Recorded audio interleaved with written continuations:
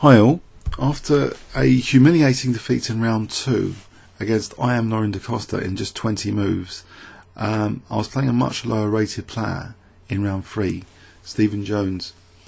Now someone on ChessCube had warned me that Stephen's quite a good player, and it turns out Stephen's not a bad player at all, and in fact had won the Manchester Open earlier in the year, and his FIDE rating of just 1878 didn't seem that accurate, considering he beat, for example, a FIDE master in that Manchester Open and had other good results recently. At the end of the day of the event, looking at the prize winners, he won the under 2000 section, getting like 5.5 points, and a FIDE rating performance over 2100. So in this game, the problem was also though, perhaps Stephen is, he's a very good player, but perhaps also I wasn't playing my absolute best game. Slightly wounded from the round before, and I started questioning some basic concepts from the Lorin da Costa game, which basically was kind of a very bad position from the opening. But I started questioning the idea of finding resources where the pawn structure indicates. Which is a very gross simplification, actually, a dogmatic simplification, which I may have in fact recommended on the Lorin da Costa video during the event. If you remember that video where I was black in the Dutch defence where he played bishop g5, it was some kind of thing that I recommended just because there were resources on the king side, but that's really, it was basically a strategically lost position. And regarding strategically lost positions, I remember actually in one of the commentaries Aurelian saying, if you are in a strategic lost position, you sometimes just have to go for it, and even, try and play dynamically. The material is less important if you're strategically lost. But, okay, so with a slight bias for finding resources where the pawn configuration implied, I thought I'd also try for a King's Indian attack this morning. I'd looked, in the morning preparations, I'd looked at some games of Michael Hennigan, and I thought some of them were very impressive. So I played actually knight f3 and now g3, signifying that I wanted to play the King's Indian attack. So that's similar to the King's Indian, except you're playing with the white pieces. So knight c6, bishop g2, and he fianchettoed. And we have here a kind of reverse King's Indian. So I thought in the King's Indian, well, knight c3 is off the move, the equivalent knight c6. But here, look at black's bind on the d4 square. And this wasn't the first time I was going to lose to this bind on d4. So it's a popular thing I use in blitz. And it seems in FIDE time control, it's a popular setup for black to adopt as well. So black it doesn't mind weakening d5 a little bit to get this bind. So knight c3, because I've got a cunning idea. I'm not actually going to move this rook. I'm going to try and play for f4, f5 later, like a King's Indian defence in reverse. So knight h4, and I was surprised actually after f4 that he didn't consider f5, because I wasn't 100% sure if that was going to be okay for me here. Let's have a quick check on f5. In fact, black's deemed to be better here. Not with f5, but with other moves. Here, okay, let's check this out. fe, knight takes, say bishop g5. Okay, maybe white's slightly better somehow. There's pressure bearing on black here. Okay, if I have to sack a pawn here, it looks very interesting. Let's go back here, or bishop d4. So this is a typical murky position where I might actually be better. I've got lots of pressure here, and let's follow it a bit through again. This engine line. So black's under pressure in this line. If this pawn sack this is a fantasy engine line. I was just running quickly through Houdini from that position after f5. So just run that through again. F takes e. I wonder if e takes is any good. I don't think so. Knight takes f5, and black's going to be fine. So I was a bit surprised he didn't play the more aggressive f5. But if this is an opportunity for white to get the advantage, it's probably worth noting for the future. Bishop g5 is an annoying pin for knight d5. Okay. So the engine line takes knight d5. black's on the back foot here a bit, actually, with this pin on e7. Sorry, silly move there. Entered. Get rid of that. Bishop e5, queen d2. Bit of pressure, good compensation. White will have the advantage here. That's not forced at all. But let's go back to the game. So after f4, f6, we have here a kind of potential for a similar analogous King's Indian position. But this pawn is not here. There's a bind on d4 instead, and he's hemmed in his bishop. So it's like a reverse. It's a system like a King's Indian attack against the King's Indian itself, the Nc3 variation, where the bishop is defensive for the black king here. So I go in for f5 anyway, and after knight d4, this is a very annoying knight to try and dislodge. I play the move g4 because he's putting pressure actually on f5 now anyway from these guys. So I thought g4 was logical. And now he just closes up with tempo on my knight, driving knight back. And prophylaxis against h4 now. He plays h6 immediately. So the question is here, he's hemmed in his bishop, but is it totally dead if the bishop is able to wriggle out later? Is it going to be completely and utterly dead, well, with queen moving, etc.? What is the best plan for white? Perhaps a positional plan is just to take on d4 and play knight d5. That's one thing I had considered, just to try and simplify the position and make g7 look like a bad piece. So let's just engine check this. Knight takes d4, c takes, knight d5. This might be a good way of getting an advantage. There's a small advantage here. Rook f7, which could be the start of the wriggle maneuver for a bishop. And now an undermining move, c3 or c4. Let's choose c3. And if d takes, b takes, we have a pawn structure which isn't so bad for white, and a b file which might actually be very good. So there seems to be some pressure here for white in this continuation. Let's say king h1. And white can actually maybe play on the queen side now. a4. Bishop e3. This bishop is, although it's not completely dead, it's got potential wriggling. It will take some time to wriggle out. So maybe this was one of the better ways to play the position. Because look at the quality of the white pieces, and the pawn chain is kind of aggressive with that pawn on d5, winning space. So say bishop f8. Okay, let's wriggle. c4. Let's try bishop e7. Bishop e4. It's a game, but it's not, completely clear how white's winning. And in fact, black might be threatening h5 in the future here to try and undermine from g4. But that was one plan which was definitely worth considering here, just to play on this bishop. So it seemed a little bit controversial, what was the best plan actually here to try and exploit. Now playing it like in the spirit of the King's Indian, with a slight bias from some of the conclusions of a previous loss, which I think is very dangerous actually now. I think if there's any change in one's strategy or concept framework, maybe after the tournament's over is the best. If you suffer too much pain from a loss and start changing your concepts of the game or bias for a next game, you could end up trying to debug yourself by creating new bugs. In software, that's a common thing. When people try and get rid of bugs in software, often that it creates new codes for the bug fixes which have bugs themselves. And here, if I'm trying to sort of debug myself conceptually, saying I need to play on the king side, I need to play on the king side, because evidently the pawn chain is pointing in this direction. It's still a gross, simplification, because here, as this example plan shows, there's an alternative plan of just playing on the bad bishop, just taking here knight d5, get rid of two sets of minor pieces, as that variation demonstrated, and maybe even play on the queen side. And by taking here, this pawn needs to be undermined, otherwise black's got an aggressive pawn chain with a pawn on d4.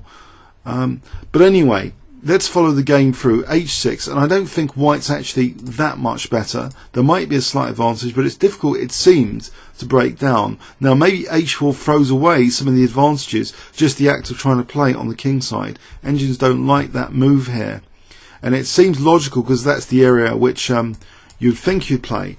But if this was against, if this was a King's Indian against the fianchetto line, the fianchetto line with this pawn triangle is actually very, very solid.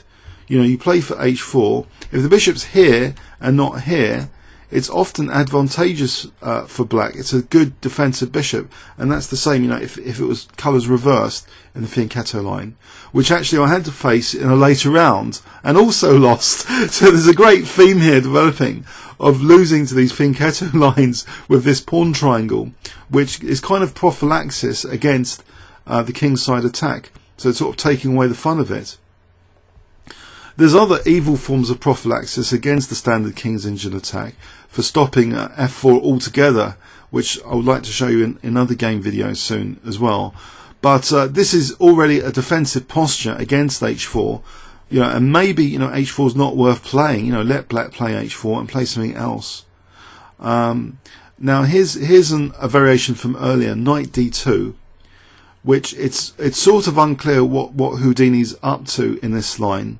Knight d5, but it seems that kicking the knight, at least it doesn't radically transform the structure. It's, you know, Houdini's avoiding knight takes f3s by the knight d2, and the knight d5 is preparing c3. Now you might ask, you, what if black took on d5 here? Knight takes, it gives white an aggressive pawn chain, so the actual shape of the pawn chain isn't fixed in stone. So the idea of trying to find resources based on pawn structure may be a very bad conclusion, given that you can first of all shape aggressively your pawn structure in the first instance. You know, fight for the best possible pawn structure. That fight and the conclusion hasn't been reached yet. So knight d5 is again evolving the pawn structure, and it seems, you know, this is now with c3, this is the best piece in black's position, this knight on d4, and if it has to stumble back, say knight b5, c3, knight c7, then it seems if white reaches this pawn structure, then okay, you know, I haven't played my resources on the king side where these two implied, but I'm getting an aggressive pawn structure here and stopping a black pawn from being here by an obvious exchange on d4, and now within this structure, even play on the queen side is possible. Rook b1, maybe with the idea of b4 takes and creating a passed pawn maybe. So it just shows that the pawn structure is sometimes evolving, so finding resources based on the current pawn structure may be something inferior to trying to first fight for the most aggressive structure to work with. And here, you know, although h6, yeah, it's asking as though h4, you know, dare to play h4, there's other ways of playing this position to evolve the pawn structure basically. But I went with h4, as I say. I was slightly biased from the previous game, the Loren Costa game, but that conclusion I think was an incorrect conclusion. Basically, that was a very dodgy position from the opening, and I had to try my chances tactically. Here, the pawn structure is not even formed yet, so there's a chance for a more aggressive one. h4, so I'm playing on the king side, and black's doing the elegant King's Engine type manoeuvres now, rook f7, not only offering flexibility for the rook to come to the queen side, maybe to build up a c-file attack. If I ever take on d4 takes, there'll be pressure on c2, but also defensive on h7. So it's dual purpose rook move, very elegant rook move, and also supporting any bishop wriggling manoeuvres, which are kind of thematic as well. So black's playing more thematically the King's Engine, and in fact my next move doesn't help my cause at all. In some King's Engine Blitz games in the past, where I've had endless games against my friend Alex, sometimes I would have experimented with King f7 in the King's Engine to get a rook to h8. And here I thought, well, you know, King f2, this looks good. But actually, it's tactically a vulnerable move. If I'm ever going to play knight d4, this king on the diagonal is actually a potential tempo gainer. But black played an absolutely excellent plan to exploit that, because not only was the queen coming on that diagonal later, black played elegantly for d5 later, as we're about to see. So I believe black did play well above his rating. Bishop d7, and he's playing beautifully thematically to liberate with d5 now. And look, the advantage for white is shrivelling here, as I'm playing on the king's side, as I've been dictated to by the shape of the pawn structure, which was, I think, a completely incorrect decision. But knight d5 was another chance apparently here, and that must rely on tactics now, because otherwise it seems to be losing a pawn. Knight d5, what's happening here in this engine view of the position? Why would this be better for white? Knight takes, now bishop takes, now there's knight takes d4 here. I think there's a Zoetian Zug, okay, knight e6, which I didn't see. So if knight d5 prevents d5, then that's probably a very, very good move to consider here. Definitely. Because by letting black liberate with d5, that starts to be quite an unpleasant position. So this is a very important move strategically. And I do believe the strategic giants, you know, like Kramnik, do take into account the tiny finesses and tactical finesses, anything to support getting the strategic advantage. So such a move, I think, wouldn't have escaped GMs, this move knight d5.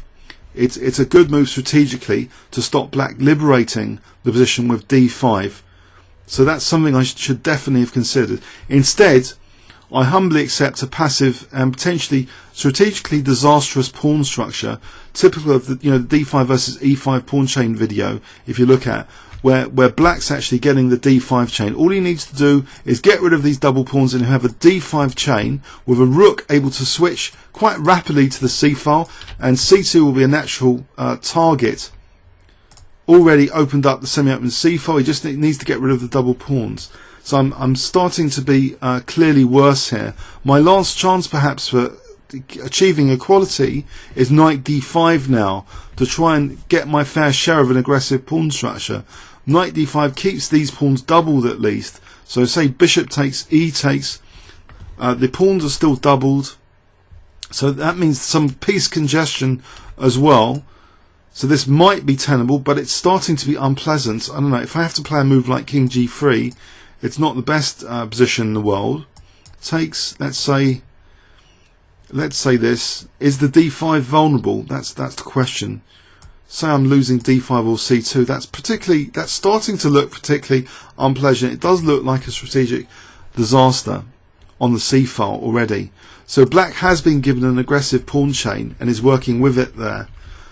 So that's unfortunate that now already the tide has turned clearly, and now black is able to liberate soon with d5. So I'm basically being outplayed by my opponent, who's on paper, in theory, you know, a lot less rated. But this is the thing which my good friend Paul Georgiou's been mentioning to me recently, and I haven't been believing him, that sometimes there's underrated juniors.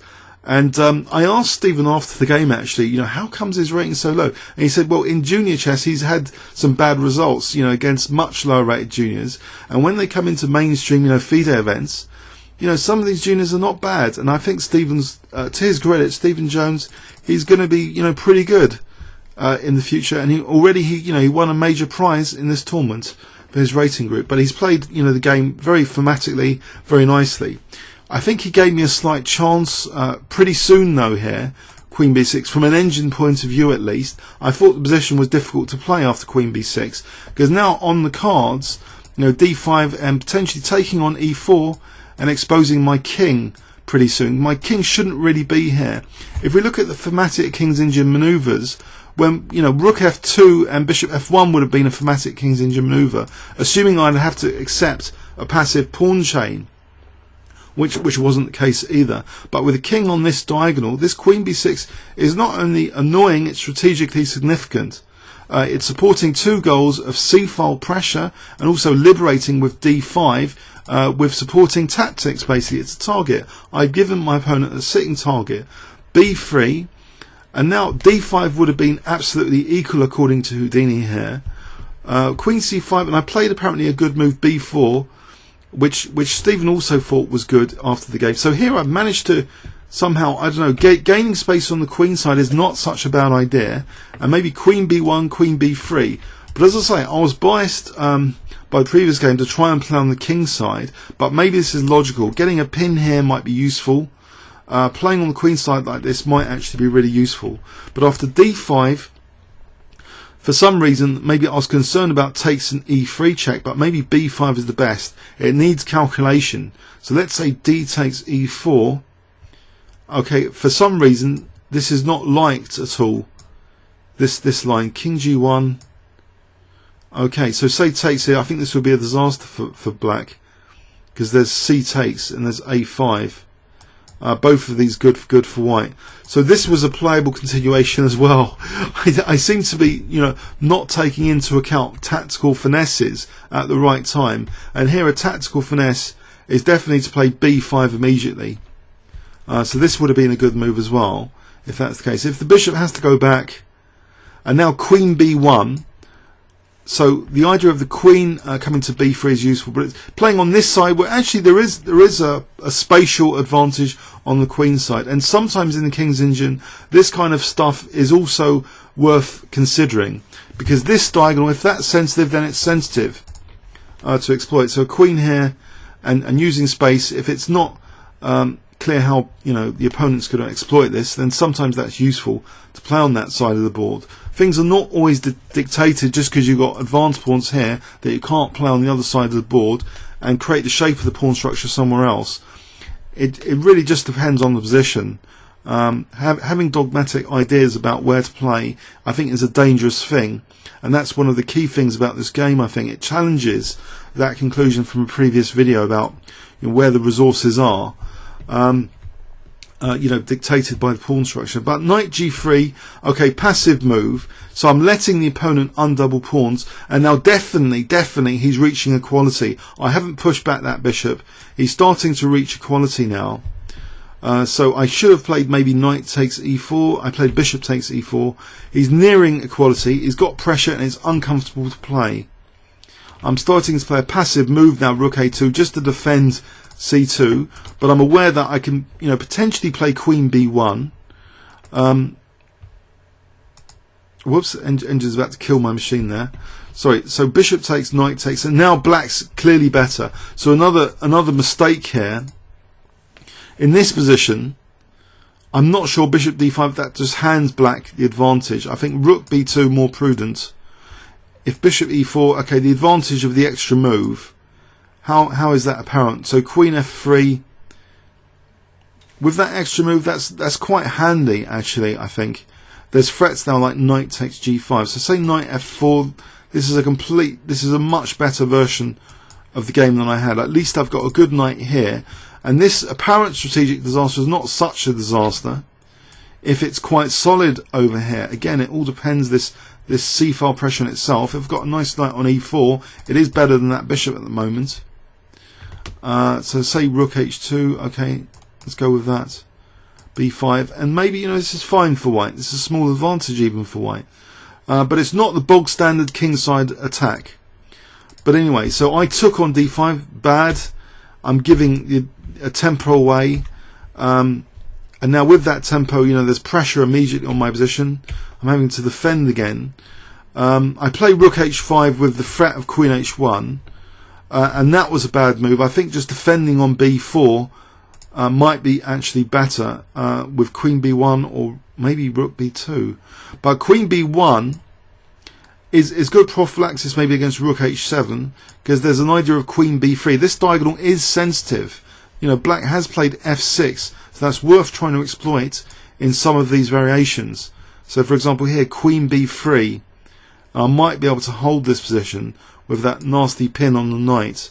If this is a perpetual fine, I lose some rating points. It's not as bad as losing though to my talented young opponent. But anyway, rook h5, more committal. After rook h7, it's beautiful that the queen's protecting the rook. In fact, my king's a bit airy over here. The kingside attack hasn't worked. I've been stressed. The position has been defensive because of c2. So I'm positionally uncomfortable. Queen h1. And I thought, okay, I better bail out, offer a draw, but Stephen rejected the draw, and he is better here anyway. So fortune favours brave to play on against, especially in a good position. So queen takes h5, and okay, so he played queen h7. Let's follow this through. Queen h7. No. I didn't take on h5. I thought I'd keep the queens on. I took with the pawn, and black is clearly better now. He can take on b4 actually, but maybe he was worried about knight g5 or something.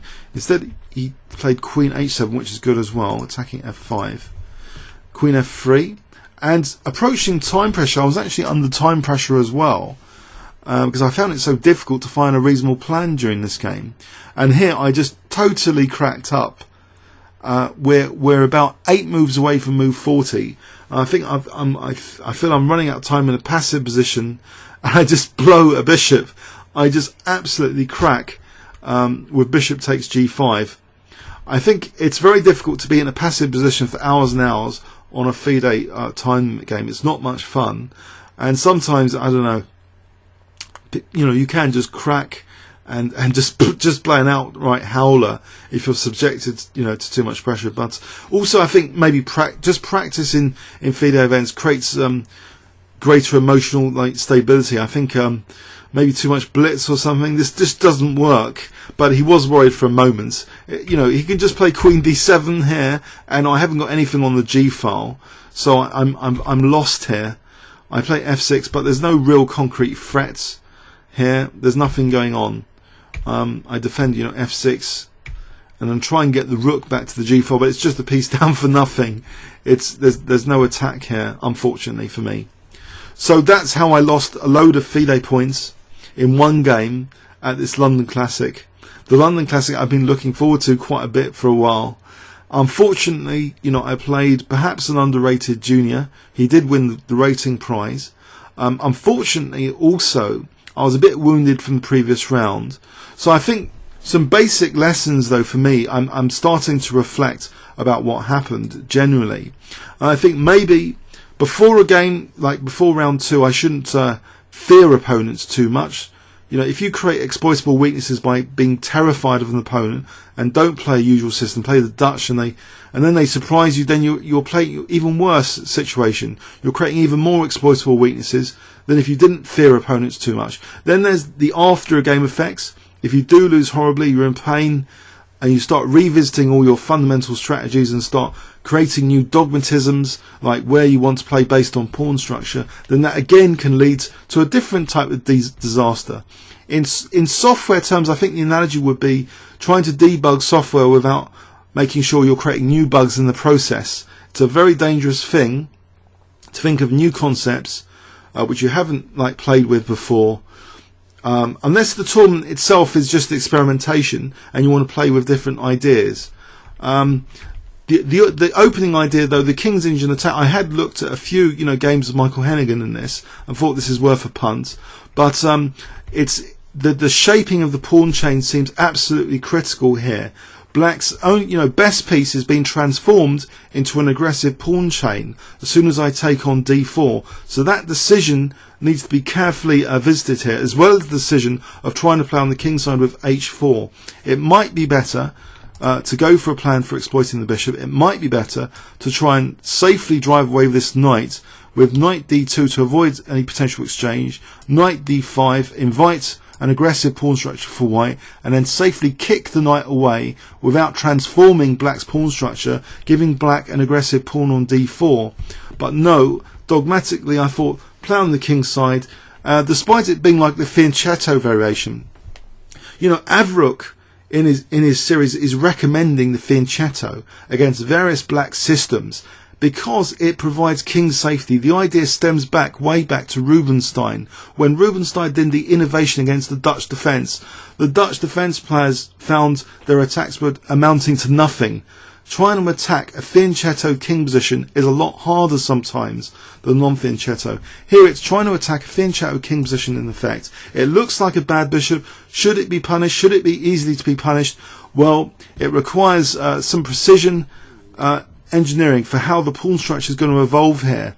Playing with h4 is quite committal because I won't have the resources needed for an advantage in force if I'm tied down to c2 strategically, if I give black an aggressive pawn chain, especially if he starts using nifty manoeuvres like rook f7 and liberates later with d5. This pawn chain is going to be aggressive more for black on the c file, and if I'm tied down to c2, this rook's going to be tied down. There's no way I'm going to get an advantage of force on the king side, and this is what happened in this game. I was tied down to c2. King f2 does not help the cause as well. It adds irritation on this diagonal when black plays for d5 and puts the queen on b6 later. But there was a tactical opportunity, it seemed, to try and gain some space usefully on the queen side when queen c5 was played. b4, but it required the right follow-up procedure. So here b5 absolutely essential to play b5 and go in with this line where d takes and e3 looked dangerous but actually wasn't, because this bishop's very useful on this diagonal for taking on b7 here in this line. So if b5 was playable, this should have been played here. That was a clear blunder to play the more passive knight g3. So tactical finesses provide greater strategic strength of a game, and b5 is a very important tactical finesse to try and play here. But I didn't. I played the more passive knight g3. Black's solving the double pawn problem and getting a more aggressive chain now. C-file pressure and an aggressive knight on d5. A target on b4 which I've neglected by trying to play on the king side again inappropriately with rook h5.